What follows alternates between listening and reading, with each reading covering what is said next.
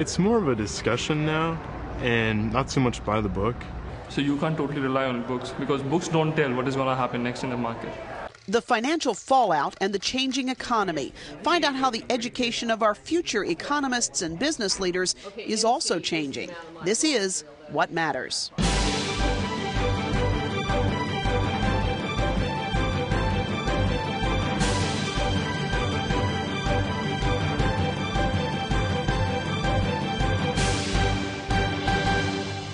Good evening, I'm Kathy Lewis. If you're in the business of teaching business, what do you make of the worst international economic crisis since the Great Depression?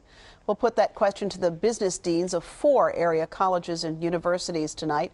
From Old Dominion University College of Business and Public Administration, Dr. Nancy Bagranoff. And from the William and Mary Mason School of Business, Dr. Larry Pulley.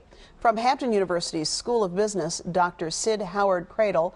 And from Christopher Newport University's Luter School of Business, Dr. David Cleaton. Thanks to all of you for being with us. I'm looking for some credit hours at the end of this conversation. I have 4 deans here. I'm walking away with something, my friends. That's how that's going to roll.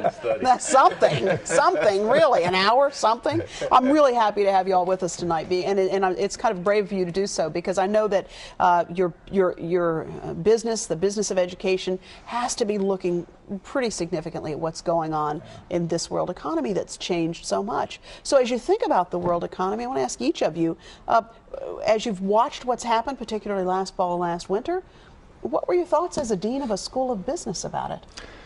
What a great opportunity. Really? Yeah, I think so, because our students at all of our schools, they come, you can't, we were talking earlier, you can't do what we do and not get excited every day to go and see that energy. Our students want to count, they want to make a difference. We all get great students, and our responsibility is to make sure they're even better and better prepared when they leave. I mean, so you were excited and inspired by the challenge of trying to figure out how to educate in this environment. I mean, we have remarkable faculty, and business schools have always been changing over the last several years, innovating, finding new ways of doing things, bringing new information. The internet, the technology has allowed us to do that more and do that better than we ever have before. Dr. Clayton, how about you at Christopher Newport? How did you respond to those events of last fall and winter? Well, we talk about what a big event it was, and we always reference it back to the Great Depression. But the world has become a lot more complex since the Great Depression. Not only is international trade a big part of all business, but supply chains and the financial system in particular. So the opportunity to try to disentangle what really caused this crisis and try to figure out how to dole out lots of blame which is sufficient for everyone on the regulatory side, on the consumer side, on the business ethics side is an interesting exercise. And it's an intellectual exercise to try to make the right decisions about how to move forward in the future. And so when your students came to you, were they saying, look, Dean, I appreciate what you're saying here, but is this still relevant anymore? What we're learning, is it still relevant?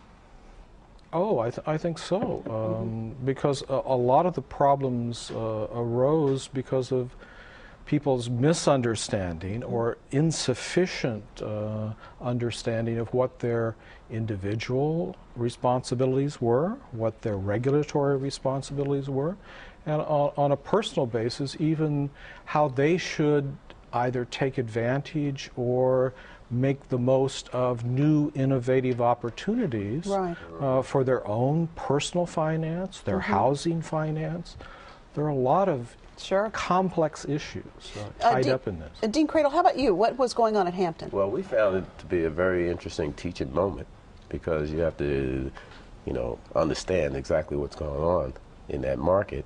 But we also saw it as an opportunity for many of our students. We have many faculty members were telling our students to go out and buy equities because they're at the cheapest price you'll ever find. And so here's your opportunity to get in at the low end. And we thought it would be a temporary situation. It has turned out to be a temporary situation. We're at 10,000, I think, today, as a matter of fact. So it was a very helpful event to allow us to teach our students a lot of things about economics, personal finance, the foreclosure issue, the unemployment rates were going up.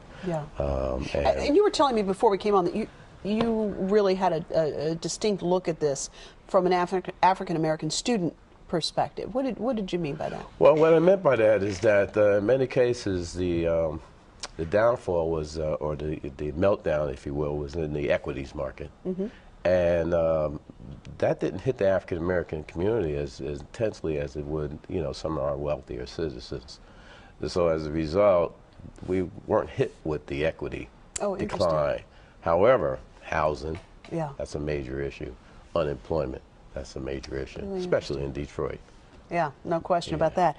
Nancy McGranoff, how about you? As you look at Old Dominion University and what happened last fall, how did you respond? What did you do? Well, it's hard to think of having fun in fall of 2008, but we did. It was the teaching moment of our lifetime. And I've never seen students more excited or more interested in learning what we had to tell them. And I think I can capture it by a picture we actually staged this year that we used in our annual report and a State of College address, and that was, I had about 5 of our faculty stand downstairs in the hall and take syllabi and throw them up in the air. Because that's really what we did. When we were teaching macroeconomics last fall, what could you do? You had to completely throw it all out the window and start teaching history as it was happening, and that's what we did. So we had a great time. So nothing was making sense in that moment because it was so different than what was being taught. We were all trying to figure it out, to bail out or not bail out, and then you could have, opposing views and discussing the Fed policies and all kinds of things that were going on. So it was really a dynamic, interesting time. And I know some of the other schools did the same thing we did too. We held a lot of panels, a lot of public outreach to try to help educate the public about what was going on. Boy, and that's something devoutly to be wished. And you actually had another interesting wrinkle on all of this, because at the same time all this was happening, you were getting ready to step up as the president of the American Accounting Association, and so your whole industry field of accounting educators was struggling with this as well. Well, we were all thinking about it, and you may know about the issue of fair value accounting, which a lot of people were pointing the finger at, and we were trying to figure that one out as well. So there was a lot going on. It was certainly an exciting time, not one that we really want to go through Well, again. Indeed so. As you throw those papers up, did any of you come up with, say, new classes or change classes that you already had underway, or adjust curriculum, or how did you respond to that? Well, we've changed some. What we've changed is what goes on in the classes. I see. And we've had public discussions, but we've also brought a lot of business leaders to talk about, work with our faculty and talk about what's going on. But,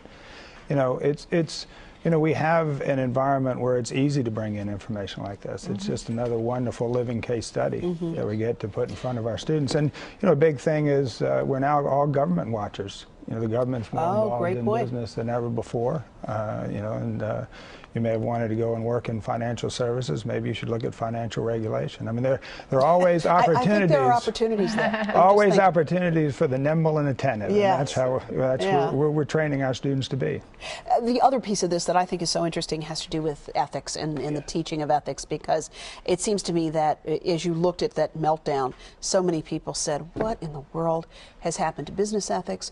What's happened to government ethics in terms of the responsibility to regulate and to provide appropriate oversight, and what in the world has happened to all that? So I wonder, I know all of you teach business ethics programs, and when you look at those programs in the wake of some of these surveys that seem to indicate that a significant percent, it was surprising to me, of college students will admit that they've cheated and that they do that regularly. What do we make of all of that? Well, it's not good. We're not happy about it. I heard an ethics teacher once say, I can't make a bad person a good person. You can't do that in a classroom. But certainly in business classrooms, we can talk, and we do talk quite a bit about business ethics. We talk about the whole environment and the situations they may run into. Students think that they're honest. They always think that things are going to be fairly easy to figure out the right way and the wrong way. And what you can do, I think, in business classrooms is present them and show them it's not all that easy. You're going to be confronted all the time with a lot of decisions that are being difficult, tough decisions to make.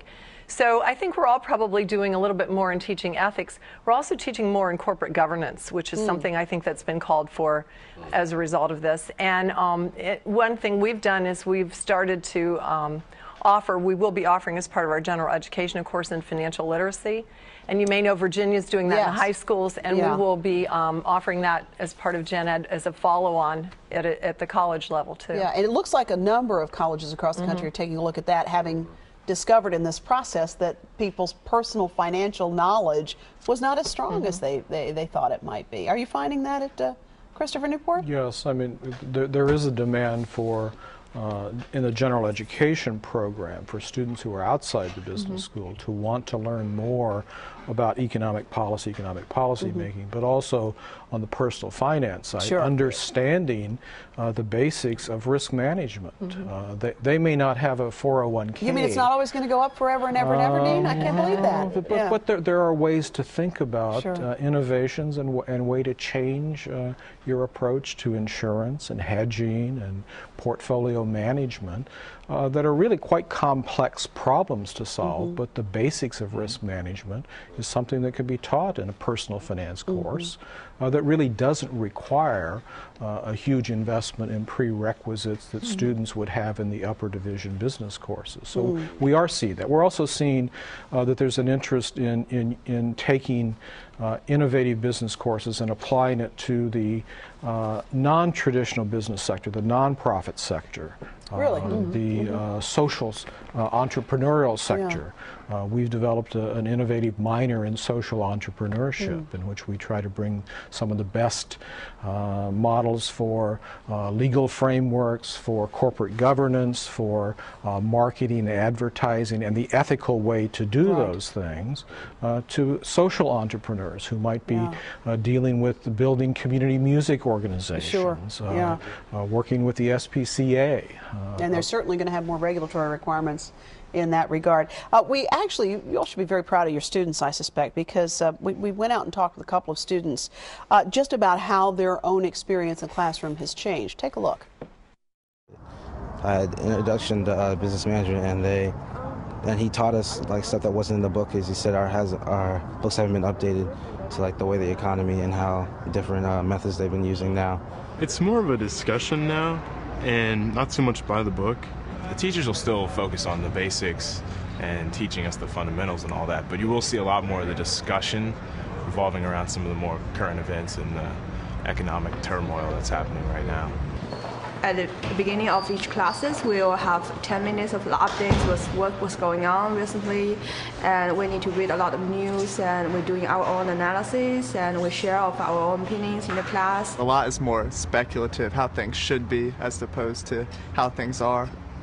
I think now, because this is a time of restructuring, people voice their opinion more as to what they think things should be like, regulation versus free markets. In my economics class, we focus more on money and banking as far as savings, just the shift in the economy, what we can do as a people to kind of better the economy, as far as our spending habits, what we can do to change those. These days, professors are mostly focusing on the latest trends, the latest cases in the market with respect to financial aspect and marketing aspect, and how consulting firms are coming in between. And these things are not in the books because the trends are changing and the market is very dynamic. Every 7-8 years, if a recession comes on, so you can't totally rely on books because books don't tell what is going to happen next in the market. Okay, so my question is, does anybody get a refund on the textbooks that they brought from first semester last year? Because everybody's throwing them out the window. You know, that just seems how that goes. You know what I wonder is, well, you heard some of these students, and I thought just terrifically smart students, talking about this question of throwing out the textbooks, but the fundamentals are still there. And the question I have is, are there any fundamentals that aren't fundamental anymore, or does it still make sense? It still makes sense. The fundamentals are there. Supply and demand is still there. What we're seeing now, let's take the stock market for instance. We're seeing the boomer generation trying to get out of the stock market. At the same time, the younger generation is coming into the stock market. So you see this dynamic of the stock prices going up, and then there's selling days, and then stock prices go back up. So we get something that looks like that. And that is opportunity for the young folks. to get into the market, but they have to stay there for some time, and that's very difficult. Fundamentals the same? What do you think, Dr. Pulley? I mean, I think the basics are the same. I mean, and it's how you bring them to life. And we talked about the ethics thing. I think we've always been focusing our students on not just doing business well, but doing business right. And we just built a new building, which we designed as a 100-year building, where we're trying to prepare our students to help build and manage and lead companies that'll be around 100 years from now. That's got to be a tremendous challenge, though, when you look at the fact that technology, 25 years ago, we couldn't have imagined the technology you'd be teaching about today in terms of business opportunity and the like. You're building 100. I mean, that's got to be a big challenge. Well, I mean, what you do is you prepare to be nimble and to be able to embrace and adjust to the future. Yeah. And we built our classes as cubes in space, so we could take out what's there and change it. And in some ways, students need to prepare in the same way. They need to have that kind of flexibility. And that's why the focus is not just on pouring a set of skills into students, but really it's more and more on the whole development of the whole person. Well, we have one other interview we want to bring you, and this is one student talking about his perspective on what concerns him most about his future in the world of business. The main thing that concerns me is the commercial real estate market is starting to take a dive. For the past couple of years, banks have just been getting interest payments on loans they've lent out, and the principal is coming due this year. I think about $300 billion worth or so. And it's just a huge concern that, how many companies and how many places are going to be able to actually pay their loans back in the current economic condition. And also you have the whole concept of too big to fail and government intervention in the markets, where it's kind of almost two separate issues, where you have, should the government intervene is one issue, but then you have the whole concept of, well, someone's going to have to pay the bill eventually. And the way the trend has been looking for the time that I've been alive is that it's just going to add to the deficit and the debt, and someone's going to have to pay that off. And the more I think about it, the more I realize that it's most likely going to be my generation. I think it's going to be you personally. No, I'm just kidding. Yeah, exactly. I think that's a powerful message, isn't it? It is. That these young people are really getting the idea that whatever we've done right or wrong, they're going to have to pick up the tab for it. Responsibility is going to be theirs. Yeah, this is a pretty amazing. Take some risks. Yeah. This whole concept that our student raised about too big to fail is such an interesting one, because there's been a lot of debate about that. I wonder if each of you would comment on that. Is there ever any company that is too big to fail? Well, I think we've seen that judgment has been made recently, that some of the financial institutions, the disruption to the world financial markets would be if they were to fail in just an unassisted way, would have been but too much of a disruption. But I mean, do you buy that? Because if we buy this idea of supply and demand, and we buy the idea of free markets, nobody's going to help. I started to say Joe the plumber. I don't think that's a good one to use anymore. Sam the barber on the corner. I mean, if his business goes down, it goes down. Well, one aspect of the global economy is things are linked today as never before. And there are a lot of smart people out there whose opinions I trust, saying that we really need to be worried about that, and I believe them. And that's an interesting point, too, about this international connection. This is different for these young people, isn't it? Well, it is, but there also is the natural reaction on the part of people to lobby to protect employment in industries that are still significant industries. Right. We've seen some of that in the United States. There's been much more in banking and manufacturing, particularly in Western Europe, as they bargain back and forth about where the impact of cutbacks in Peugeot is going to land. Is it going to land in France, or will we protect jobs in France and cut back in Czechoslovakia? We're all interconnected, aren't we? And nowadays, recently, in fact, just last week, the European Commission has come in and started enforcing some of their anti-state aid rules to say that some companies now are going to be broken up. The big Netherlands bank ING has been forced to start spinning off some of its operations. These students could not have a more interesting time to come into the world of work.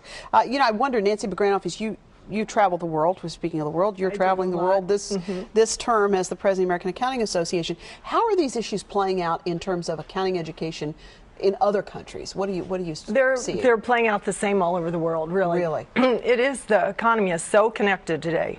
makes all kinds of difference. You know, one of the interesting issues going on right now is in accounting standards. Should we have international accounting standards, international reporting standards? So we're considering that because everything is that's such a interconnected. Because it's got to mean the same thing here as there. Right. Yeah. And the other thing that is everything's so fast. Information spreads so fast. So when we talk about tinkering or doing something, you know, we really are dealing with models in terms of the movement of information that we haven't seen before. Yeah. Right. That's fascinating. And so as you think about the future, I wonder what enrollment is looking like in your programs. Are you having more students interested in enrolling at this challenging and dynamic time? Our programs have probably never been more successful in attracting students, and we're excited about that. I mean, you know, students see the opportunity. I mean, they see the great challenge of this. You know, one of the things we talk about, you know, we're in an area where it's okay to be a revolutionary. So we tell our students to be a revolutionary, be a revolutionary for the common good. I mean, focus on the skills, surely, but also the judgment, the courage, the integrity, and the purpose to go out and make a difference. I mean, our students, I mean, I wish you could come and spend, you've seen the students, but if you could come and spend a day with us and talk to the students and see their enthusiasm and their willingness to work and their willingness to really put aside their traditional ways of thinking about things and work together. I mean, it's just extremely encouraging. Yeah, I'm sure it's very inspiring as well. Yeah. And so as you look to the future, your enrollment is up too as well? Our enrollment is level. A level? What we did is raise the standards at the same time that you know, we had people falling into college, coming out of the industry. So that has worked for us. Oh, so you've actually had people coming out of industry into school. It's back into school. Yeah.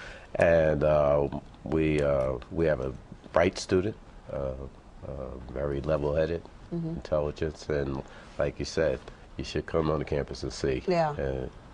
I think they will face the challenges of the future well, and do a very good job. We've certainly delivered up a bunch of them for to handle, haven't we? You did. I mean, that's a fact. There is no question about that. Give them work to do. That's right. Yeah, give them work to do, challenge. indeed. Yeah, indeed so. So as you look at accounting education, or I should say business education going on, we have a bachelor's and a master's and a PhD, I guess is typically how it works. Do you see that piece of it changing in terms of hybrid degrees being offered in response to this that might get people in the workforce faster or combine a bachelor's and a master's? Do you see any of that happening? Well, we do have a 5-year MBA program. You do? So we do have a bachelor's match with an MBA. So students so you could go 5 years and come out with the MBA. That's right. 3.5 years get the BS, and then a year and a half later get the master's degree. That has worked very well for us. And I think you see a lot more interdisciplinary activity. I mean, the world is not siloed by disciplines, and increasingly the activities of business schools, and we have faculty members working together as never before, and faculty members working with students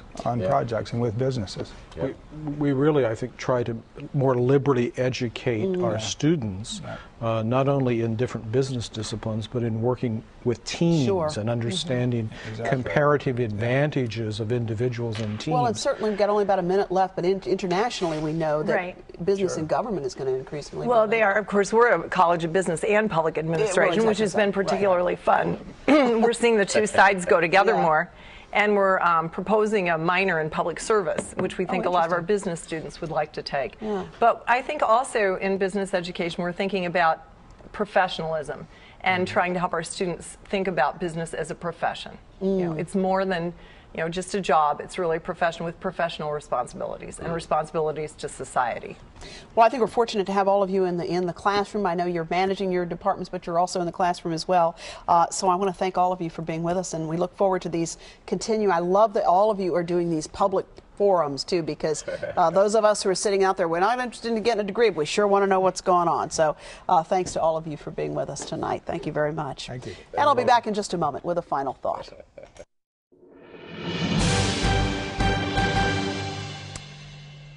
Well, as you learned during tonight's conversation, ODU Dean Nancy Bagranoff is the new president of the American Accounting Association, and she spent a fair amount of time balancing her dean duties with the worldwide travel that's part of sharing accounting education principles across the globe, and nobody could do it better. In academic circles, the leadership of such organizations typically devolves to Ivy League schools or large public schools. National appointments are just one of the ways universities put themselves on the map. and all the programs we featured tonight have had a fair share of such honors. Hampton School of Business is among the top producers of African-American undergraduate business baccalaureates. William and Mary, as you heard tonight, has just dedicated a beautiful state-of-the-art building, a 100-year building to house the Mason School of Business. Christopher Newport University's Luter School of Business got a very prestigious accreditation a couple of years back and is now preparing for its work to assure that accreditation remains. It's a pretty daunting process, but I suspect that they will be successful. There is no question about it that Hampton Roads is certainly graduating its fair share, maybe more than its fair share, of business students. And here is hoping they will all forge a new era of trust and accountability on Wall Street that will give their children a brighter outlook as they enter the world of work.